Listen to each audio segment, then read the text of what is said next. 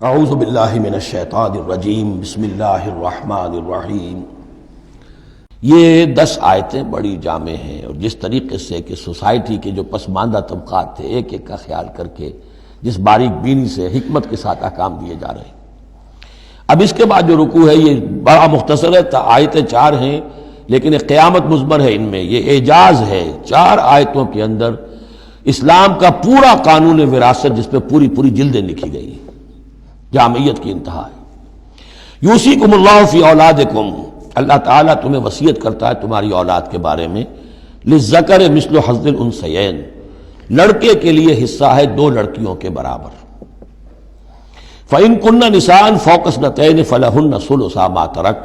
اور اگر صرف بیٹیاں ہی بیٹیاں ہوں اور 2 یا 2 سے زائد ہوں تو ان کو 2/3 میں حصہ ملے گا۔ وإن کانت واحدۃ فلہا النصف، اور اگر ایک ہی بیٹی ہے تو اسے آدھا ملے گا۔ ظاہر بات ہے بیٹا ایک ہی وارث ہوگا تو پورے کا وارث ہو جائے گا، تو جب بیٹی کا حصہ بیٹے سے آدھا ہے تو اگر ایک ہی بیٹی ہے تو اسے آدھی وراثت ملے گی، آدھی پھر اور لوگوں کو جائے گی، وہ ایک الگ حصہ ہے، معاملہ ہے۔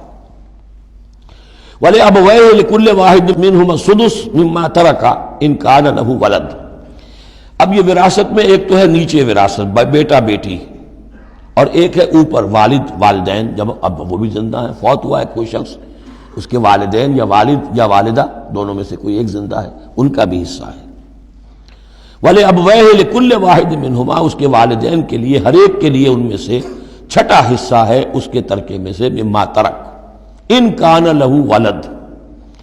اگر اس کے اولاد ہے۔ ایک شخص لاولد مر گیا ہے تو اور بات ہوگی، اولاد ہے تو چھٹا یعنی 1/3 حصہ والدین کو چلا گیا، 2/3 جو ہے اولاد میں تقسیم ہوگا۔ فَإِن لَّمْ يَكُن لَّهُ وَلَدٌ، اور اگر اس کی اولاد ہے ہی نہیں، لاولد فوت ہو رہا ہے، وَوَرِثَهُ أَبَوَاهُ، اور اس کے وارث اس کے والدین ہی ہیں، فَلِأُمِّهِ الثُّلُثُ، تو ماں کو 1/3 اور باپ کو 2/3، وہی وہ مرد کا باپ ماں سے عورت سے دگنا ہو جائے گا۔ فَإِن كَانَ لَهُ إِخْوَةٌ، اور اگر اس کے بہن بھائی ہو، فَلِأُمِّهِ السُّدُسُ مِن بَعْدِ وَصِيَّةٍ يُوصِي بِهَا أَوْ دَيْنٍ، تو پھر ماں کا حصہ جو ہے وہ پھر اور کم ہو جائے گا، چھٹا حصہ رہ جائے گا سلس کی بجائے، تاکہ باپ کی طرف سے تو پھر بھائیوں کو وراثت جا سکے گی اس کے، لیکن ساتھ فرما دیا من بعد وصیت یوصی بہا او دین، وراثت کی تقسیم سے پہلے 2 کام کر لینے ہوں گے کہ اگر کوئی وصیت کی ہے اس وصیت کو پورا کیا جائے، اگر کوئی دین ہے جو فوت ہوا ہے اس پر کوئی قرض ہے وہ ادا کیا جائے، پھر جو ہے وراثت ادا ہوگی۔ من بعد وصیت یوصی بہا او دین، آباؤکم و ابناؤکم لا تدرون ایہم اقرب لکم نفعا، تمہارے باپ یا تمہارے بیٹے تم نہیں جانتے کہ ان میں سے کون تمہارے لیے زیادہ نافع ہے، زیادہ قریب ہے نفع کے اعتبار سے۔ فریضۃ من اللہ، یہ تم اپنی عقلوں کو چھوڑو، اللہ کی طرف سے یہ فرض ہے، فریضۃ من اللہ، یعنی آدمی سمجھے میرے بوڑھے والدین ہیں، خام خواہ ان کے لیے حصہ کائے کو رکھ دیا ہے، کھا پی چکے، زندگی گزار چکے، وراثت تو ملنی چاہیے اولاد کو، بیٹا بیٹی کو نہیں، اللہ کا حکم مانو۔ آباؤکم و ابناؤکم لا تدرون ایہم اقرب لکم نفعا فریضۃ من اللہ ان اللہ کان علیما حکیما، یقیناً اللہ تعالی علیم اور حکیم ہے، اس کا کوئی حکم علم اور حکمت سے خالی نہیں۔ وَلَكُمْ نِصْفُ مَا تَرَكَ أَزْوَاجُكُمْ إِن لَّمْ يَكُن لَّهُنَّ وَلَدٌ، اور تمہارا حصہ تمہاری بیویوں کے ترکے میں سے آدھا ہے اگر ان کے کوئی اولاد نہ ہو، بیوی فوت ہو رہی ہے اور اس کے کوئی اولاد نہیں ہے تو جو کچھ چھوڑ رہی ہے اس میں سے نصف جو ہے شوہر کا ہو جائے گا، باقی نصف جو ہے وہ بیوی کے بھائیوں وغیرہ کو جائے گا، لیکن شوہر کا نصف ہو گیا۔ فَإِن كَانَ لَهُنَّ وَلَدٌ، اور اگر اس کی اولاد ہے، فَلَكُمُ الرُّبُعُ مِمَّا تَرَكْنَا، پھر تمہارے لیے 1/4 حصہ ہوگا اس میں یہ جو اس نے چھوڑا ہے، باقی 3/4 اس کی اولاد میں تقسیم ہو جائے گا۔ من بعد وصیت یوصین بہا او دین، اور یہ بھی ہوگا وصیت کی ایگزیکیوشن کے بعد، اور اگر کوئی قرض ہے تو اس کی ادائیگی کے بعد۔